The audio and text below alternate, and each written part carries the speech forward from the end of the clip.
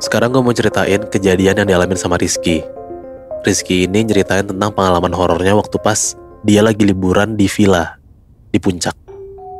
Tepat di tanggal 3 Mei 2023, Rizky itu sama 10 temennya. Ini dia nulis tapi semua disamarin ya namanya. Ada Abizar, Rio, Abbas, Maul, Hasim, Baim, Zaru sama Givari sama Ranu. Jadi bersepuluh nih sama Rizky. Cowok semua nih? Cowok semua. Oke. Mereka itu ngerencanain buat liburan ke villa sebelum wisuda sekolah.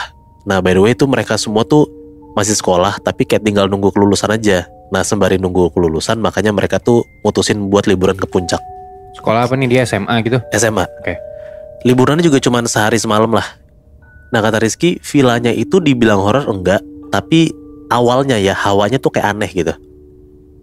Villa itu tuh kalau pertama kali masuk gerbangnya kayak ada lahan parkir yang muat 3 mobil. Dan di samping lahan parkir itu tuh ada kolam renang. Dan kayak rumah penjaga villanya kita sebut aja namanya Kang Asep. Oke. Ini gue ngejelasin kayak tata letaknya si villa itu dulu ya, biar lo kebayang berdua. Pintu masuk ke villanya itu kita harus naik tangga dulu. Tapi sebelum masuk pintu itu ada teras dan ada jalan lumayan kecil buat kayak ke saung gitu, ke gazebo. Kalau misalnya malam, jalan ke situ tuh serem banget, gelap soalnya. Abis itu masuk dari pintu utama, itu view-nya langsung ke tempat karaoke sama dapur. Kalau jalan ke kanan itu ada pintu kamar nyempil, tapi isinya tuh ada lumayan gede lah. Kayak kamar yang gede banget gitu, di jalan itu. Ada 4 kamar, 3 kamar di bawah, dan 1 kamar di lantai 2. Kamar tidur itu tuh masing-masing ada kamar mandinya, kecuali 1 kamar yang ada di lantai 2. Ada tempat karaoke juga, dan tempat karaoke-nya itu tuh lumayan deket lah sama kamar mandi dan kamar tidur. Dan di belakang tempat karaoke itu ada tangga buat ke lantai 2. Jadi kayak gambarannya tuh kayak kalau misalnya kalau keluar kamar itu tuh harus ngelewatin tangga dulu, barulah ke tempat karaoke. Dan tangganya itu di belakang bangku persis tempat karaoke itu. Nah dapurnya itu juga cuman sekat pakai tembok, tapi nggak full. Jadi kalau misal ke dapur tuh gampang lah. Singkat cerita dari siang sampai abis isya mereka tuh di sana aman-aman aja, belum ada kejadian yang aneh-aneh lah kasarannya. Tapi pas tanggal 8 itu udah lumayan serem tuh. Ada kejadian tipis-tipis gitu. Di jam setengah 8 itu ada yang karaokean, ada yang main Mobile Legends, ada juga yang masak buat makan malam. Sampai di jam 10 malam, akhirnya pada makan-makan lah. Setelah makan ada yang beres-beres, ada yang lanjut mabar, ada juga yang langsung ke kamar. Sebagian ada yang lanjut karaoke, dan suasana malam itu tuh hujan deras banget. Dari maghrib sampai malam itu jam 10 tuh kata si Rizky tuh hujan deras banget. Mereka masih ngelakuin kegiatan masing-masing sampai akhirnya jam 11 malam itu ada yang lapar banget dan minta beli makanan. Akhirnya Rizky sama Abbas tuh bilang kayak udah kita aja yang cabut. Jadi mereka berdua nih yang keluar buat cari makan dan sekalian beli persediaan makanan buat besok sarapan. Gak lama mereka nyari makanan tuh di luar, mereka tuh sampai villa lagi sekitar jam setengah 1-an pagi. Tapi pas mereka balik, itu tuh kayak ada yang aneh lah. Kang Asep yang penjaga villa yang tadi gue bilang, itu tuh tiba-tiba kayak lari cepet gitu ke arah pojok villa tengah malam. Nah Rizky sama Abbas tuh pertama kayak ngeliatnya apaan nih gitu. Tapi mereka mutusin buat cuek aja, bodo amat. Tapi pas mereka naik ke tangga, tiba-tiba nyanter banget ada bau kemenyan Nat. Tiba-tiba aja tuh waktu pas dia naik tangga masuk villa, tiba-tiba ada bau kemenyan. Tapi Rizky tuh di situ kayak nge-keep sendiri ceritanya, biar teman-teman yang ada di villa tuh nggak takut. Nah pas sekitar jam 2-an pagi, akhirnya semua udah pada ngantuk dan mutusin buat ke kamar masing-masing buat tidur. Ada yang tidur di sofa juga tuh di tempat karaoke, ada yang tidur di kamar yang lantai 2. Nah si Rizky sama Abbas ini tadinya satu kamar. Tapi perasaan Rizky tuh gak enak pas masuk ke kamar itu. Akhirnya dia tuh mutusin buat tidur bertiga sama temennya, namanya Rio sama Abizar. Jadi kayak si Abbas tuh tinggal sendirian gitu. Jadi kamarnya itu yang gue jelasin di awal, deket tangga itu ada kamar tidur sama kamar mandi. Kalau dari turun tangga, itu ke kanan ada pintu kamar tidur yang ditempatin berhadap-hadapan sama pintu kamar mandi. Jadi depan-depanan gitu. Nah kalau lurus dikit, itu ada pintu kamar satu lagi. Kalau digambarin tuh, jalan buat ke kamar itu tuh kayak ada lorong dikit gitu lah. Jadi gak jauh tuh dari kamar yang tempat mereka tidur ini. Singkat cerita, Rizky udah di kamar bertiga sama temennya yang tadi gue bilang sama Rio sama Bizar. Rizky itu mau tidur cuman lampu kamarnya tuh udah dimatiin. Jadi kayak yang hidup tuh cuman lampu kamar mandi doang. Posisi jendelanya itu ada di sebelah kanan kalau kita tidur telentang. Dan view dari jendela itu bisa ngeliat city light, bisa ngeliat arah jalan, lihat gazebo. Terus ada juga lemari gitu. Nah, si Rizky ini nyoba buat matiin lampu kamarnya. Jadi pengennya tuh cuman ada penerangan lampu dari kamar mandi doang. Nah, pintu kamar mandinya itu di kamarnya Rizky ya, itu tuh kayak pintu kamar mandi di hotel gitu loh, yang kaca, tapi kayak ngeblur gitu. Iya, paham. Oke. Nah, Rizky matiin lampunya tuh. Pas sudah matiin lampunya, tiduran lah mereka bertiga di kasur nih, tiga-tiganya. Posisi tidurnya, Abizar tuh deket pojok jendela, Rio itu di tengah, dan Rizky itu di pinggir deket pintu kamar mandi. Nah, si Abizar tuh nyeletuk, "Yo, kalau malam nih ada yang ngetok-ngetok nih yo," gitu. Nah, si Rio ini emang rada penakut tuh. Dia bilang kayak, "Jangan gitu cowok, ntar beneran." Nah, Rizky tuh cuma nimpalin ketawa-tawa doang lah. Gak lama abis mereka haihi, akhirnya mereka coba tidur. Tapi Rizky tuh belum bisa tidur. Dia masih bengong-bengong gitu malam-malam itu. Rizky nyoba pakai headset biar bisa tidur, dan gak lama untungnya mereka tidur tuh. Bertiga tidur lah.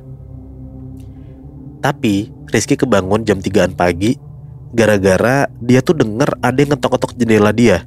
Dan lumayan keras, kayak dok, dok, dok gitu. Itu jam 3 pagi. Dan pas Rizky kebangun, itu tuh Rizky tuh kebangun tuh kayak kaget gitu loh. Kayak orang langsung seger gitu, bukan yang kayak lemes-lemes gitu, bukan. Karena kaget gitu kan. Pas bangun itu Rizky coba meremin matanya lagi buat tidur lagi, tapi gak bisa. Nah, pas si Rizky ini kan lagi posisinya lagi tiduran ya. Dia lagi coba merem tapi gak bisa-bisa. Jadi kan ada posisi mungkin dia lagi merem, melek gitu kan.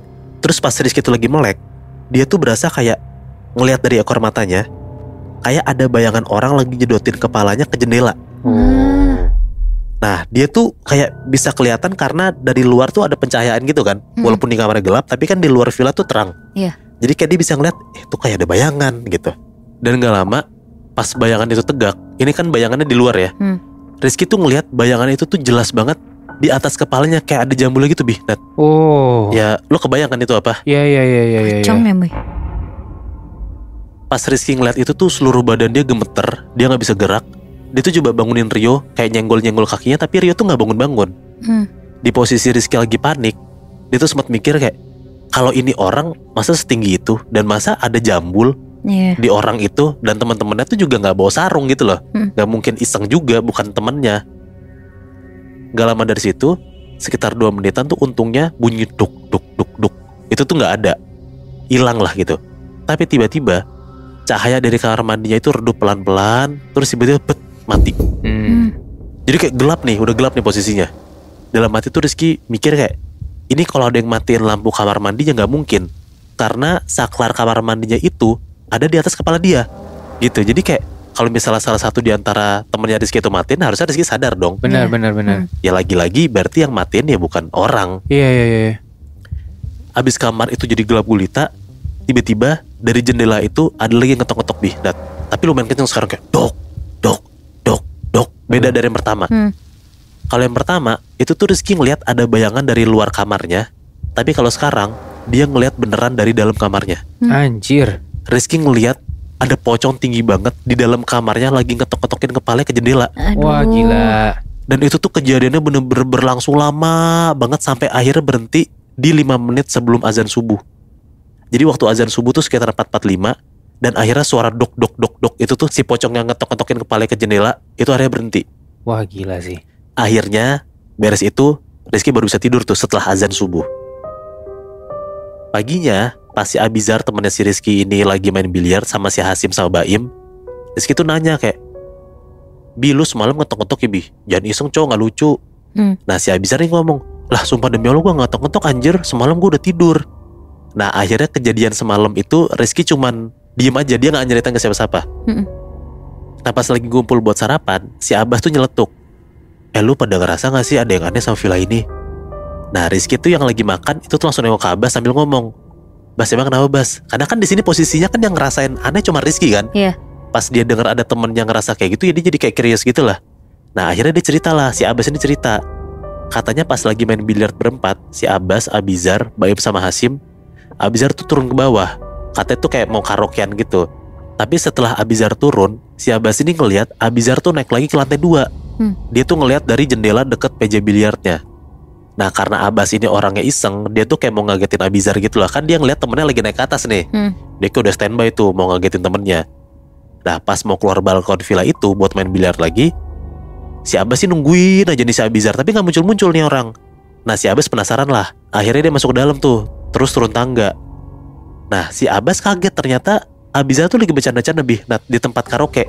Jadi tuh dia ngeliat ada si Abizar lagi naik ke atas. Niatnya si Abbas tuh mau ngagetin, ternyata pas dia masuk lagi Abizar tuh di sana, bukan Wah. naik ke atas. Gila. Anjir. Nah dia nanya lah sama Abizar, "Bi, lu bukannya tadi naik ke atas ya?" Abizar bingung lah, dia bilang kayak, "Lah gue pas turun juga gak balik-balik lagi, gue gak naik tangga." Iya, iya. Nah seketika suasana hening tuh. Akhirnya si Abbas tuh nenangin teman-temannya, bilang kayak, "Oh itu perasaan gue aja kali." Nah karena akhirnya si Abbas udah cerita, kayak udah nge-spill ada yang aneh, akhirnya si Rizky ngasih tahu tuh semua tuh kejadian di malam itu, soal pocong-pocong itu tuh. Pas diceritain itu semua kaget banget.